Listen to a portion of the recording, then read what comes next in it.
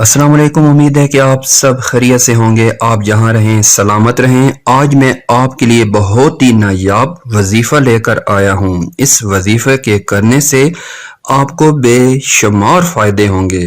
وظیفہ کچھ یوں ہے: اگر آپ گھر، آفس، کاروبار، تعلیم اور کھیلوں کے میدان میں بلند مقام اور بے شمار عروج، عزت اور ترقی چاہتے ہیں تو آپ ہر فرض نماز کے بعد یا معزو یا حزیزو 41 بار پڑھیں۔ یہ عمل بہت ہی آزمایا ہوا ہے۔ یا پھر جمعے کے دن مغرب کی فرض نماز کے بعد 41 بار یا معزو اول و آخر 11 بار درود پاک پڑھ کر یا معزو 41 بار پڑھیں۔ اللہ پاک آپ کو عزت اور بلند مقام دیں گے۔